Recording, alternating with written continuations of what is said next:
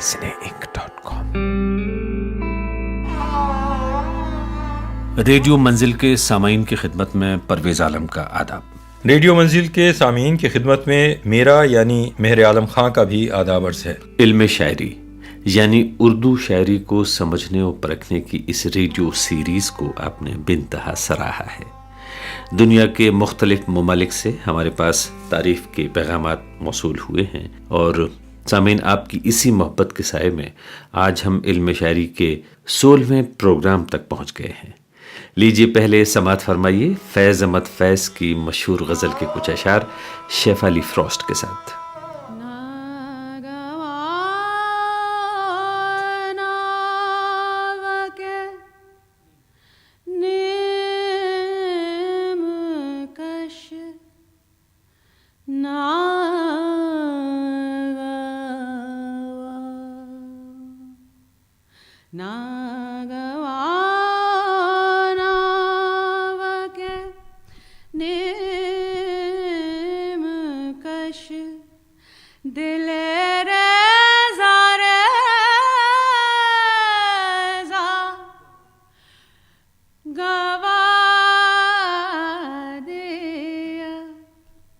جو بچے ہیں سنگ سمیٹ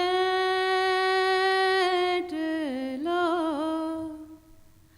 تنے داغدار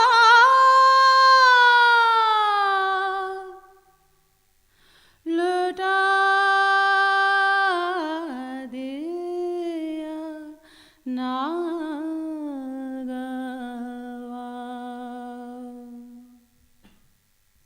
میرے چار گھر کو نوید ہو، سفید دشمنا کو خبر کرو، وہ جو قرض رکھتے تھے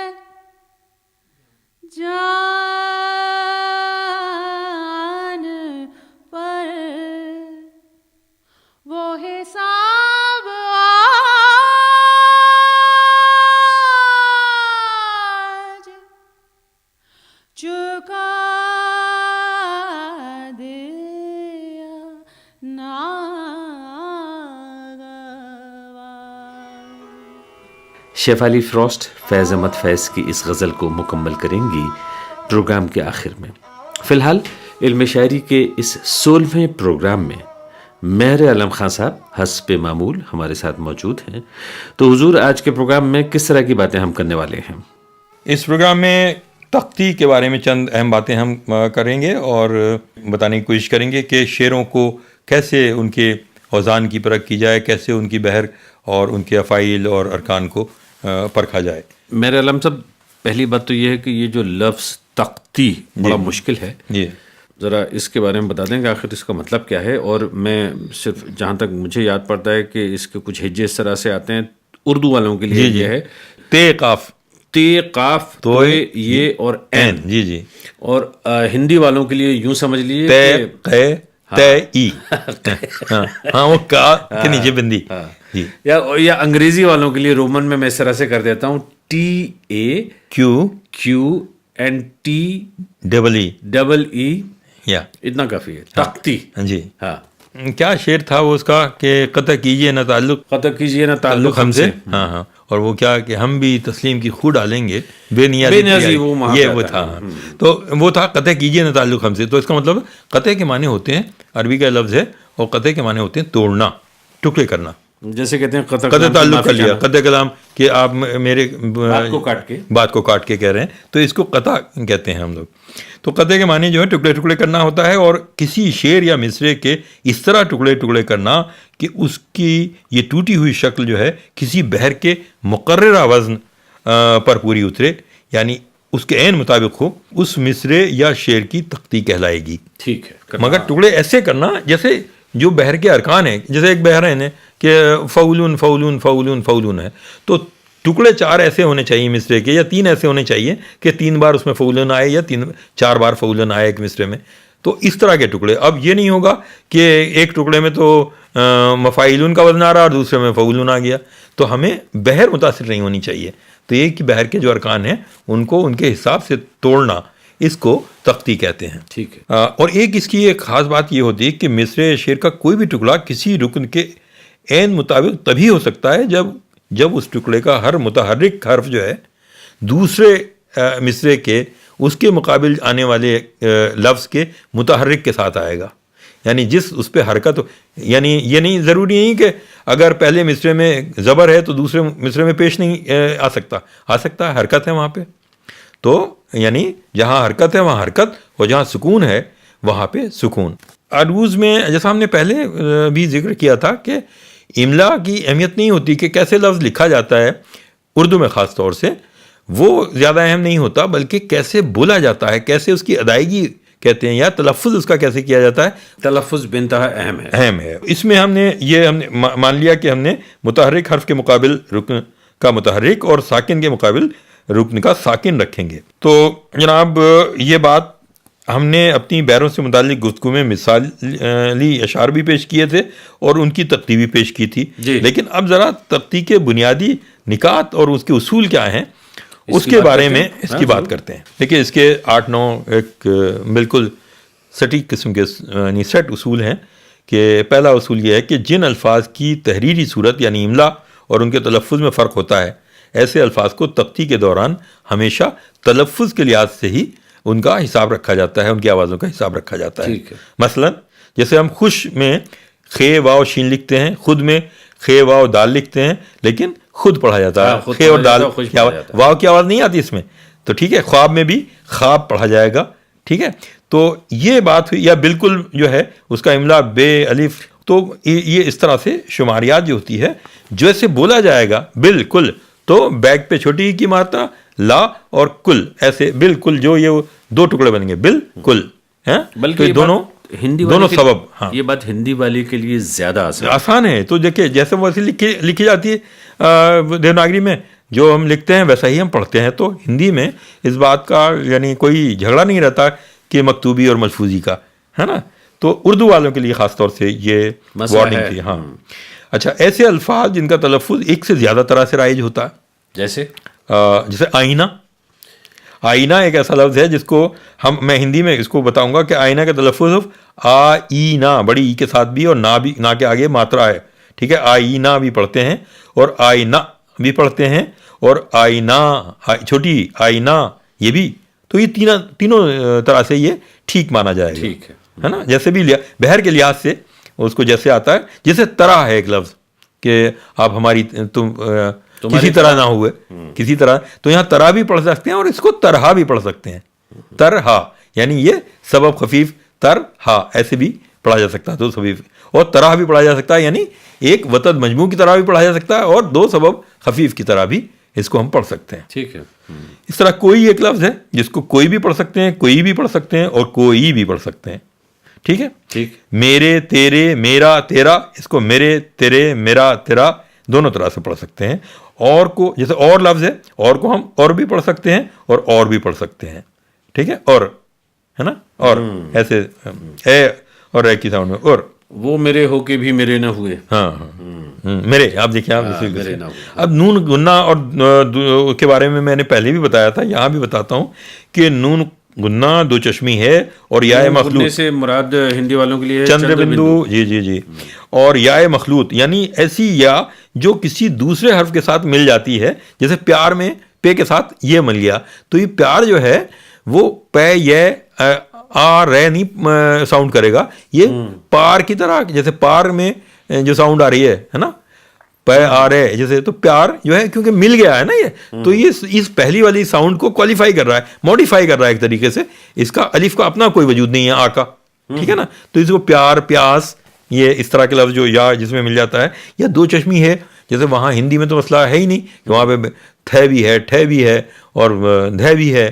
یہ ساری ساؤنڈز آلریڈی وہاں الفابیٹ میں موجود ہیں، لیکن اردو کے الفابیٹ میں یہ ساؤنڈز نہیں ہیں. تو ہم کیا کرتے ہیں کہ دال کے ساتھ اگر دو چشمی ہے ملا دیتے ہیں تو دھا کی ساؤنڈ اس میں نکالتے ہیں. بہتر.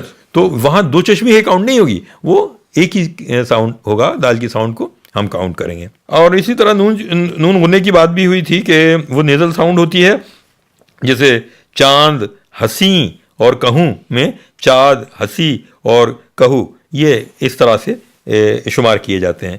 جیسے دو چشمی میں پھول، جھولا، بکھرنا، ابھار، ڈھال، ہاتھ، اس میں کیا ہے تو یہ ہے کے ساتھ ملا ہوا ہے، وہ پے کے ساتھ ملا ہوا ہے، تو پھول کا جیسے وزن بنتا ہے وہی پھول کا بنے گا، ہے نا. تو یہ چیزیں ایسے تختی کے تعلق سے.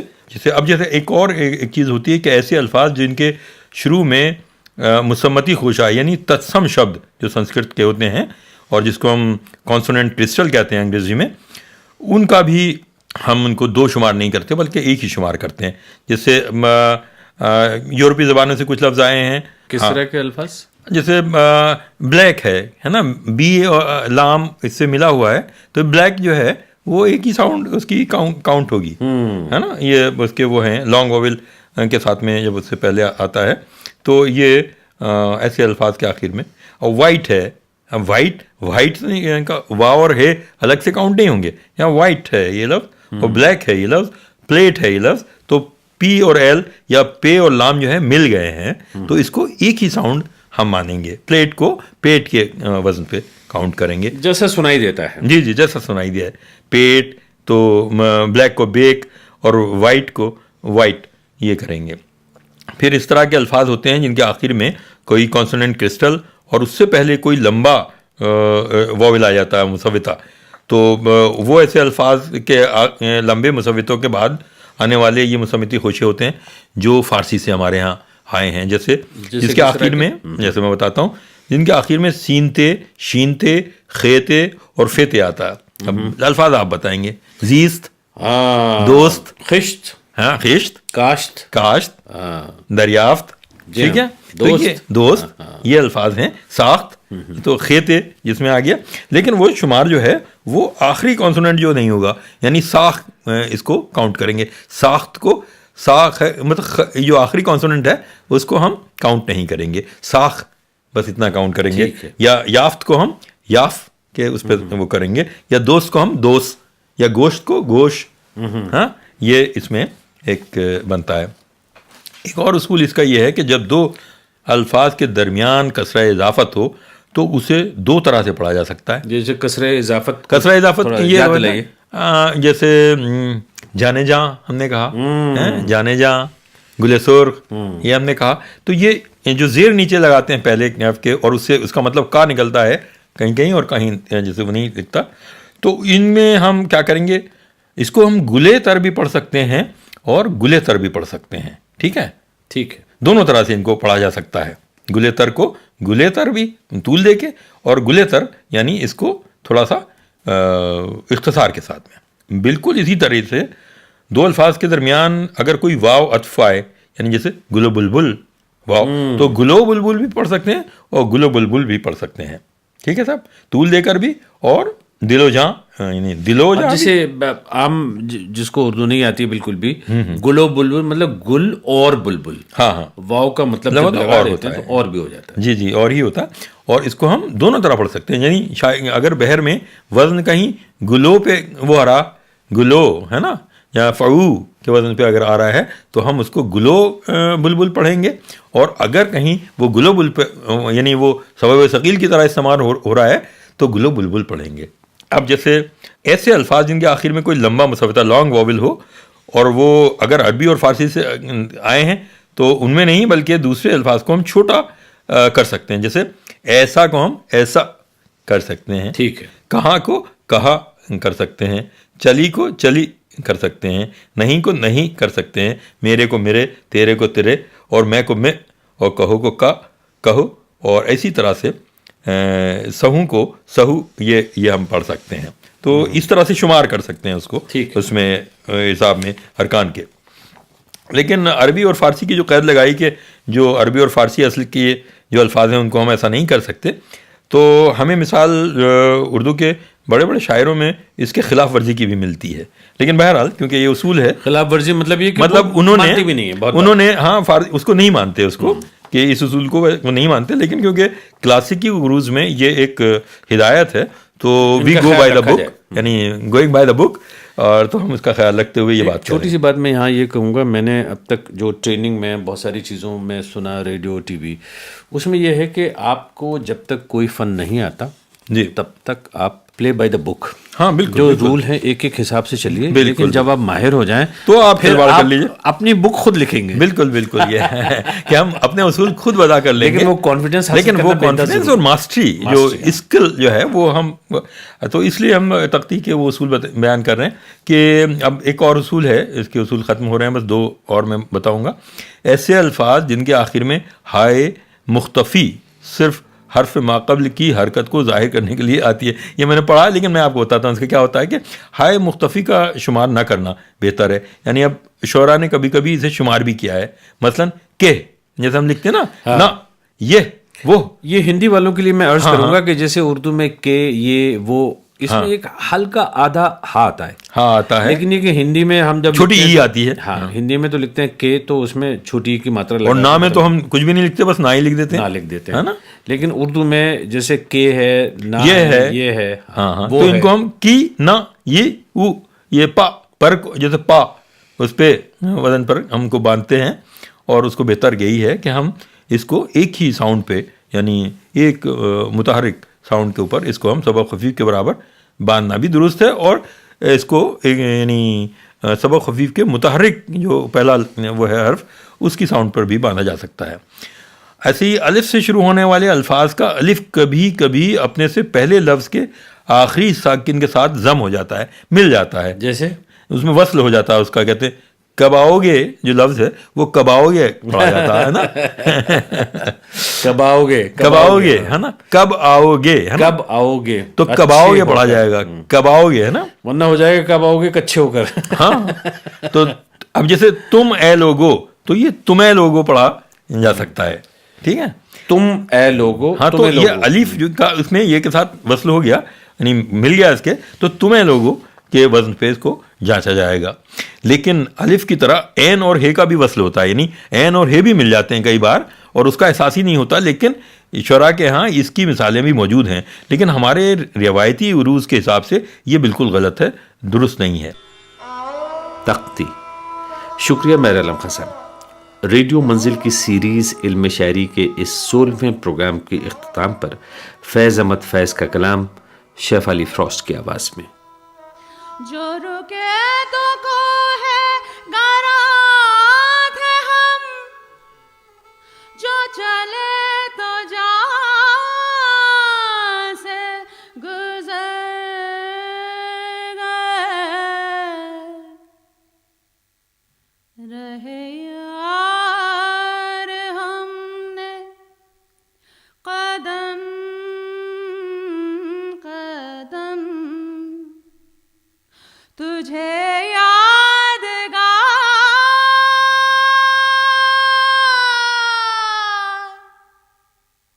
بنا دیا ناگوار.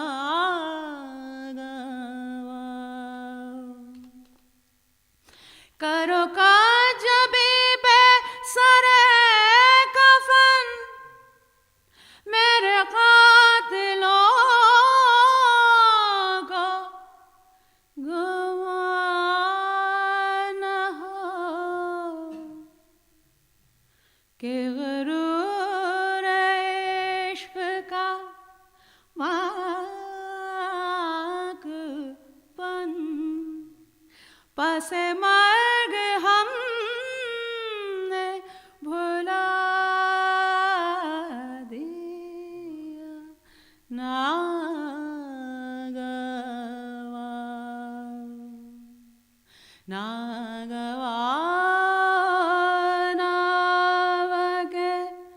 نیم کش